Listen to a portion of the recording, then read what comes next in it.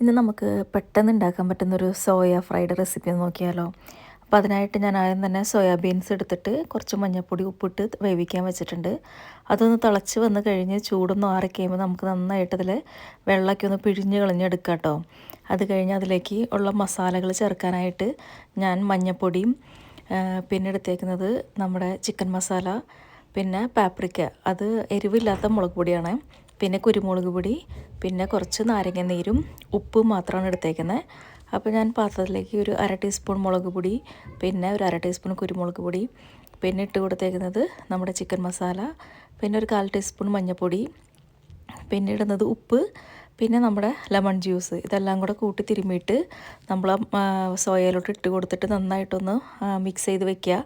അപ്പോൾ നമ്മളിത് മെയിനായിട്ട് പിള്ളേർക്ക് വേണ്ടി ഉണ്ടാക്കുന്നതാണ് കേട്ടോ. അതുകൊണ്ടാണ് എരിവ് ഒട്ടുമില്ലാണ്ട് ഉണ്ടാക്കണം. മസാലയും അത് വളരെ കുറച്ച് മാത്രമേ ഇട്ടിട്ടുള്ളൂ. അപ്പോൾ എണ്ണ ചൂടായി വരുമ്പോൾ അതിലേക്ക് കുറച്ച് കറിവേപ്പില ഇട്ട് കൊടുത്തിട്ട് സോയ നമുക്ക് സാധാരണ ഫ്രൈ ചെയ്തെടുക്കാം.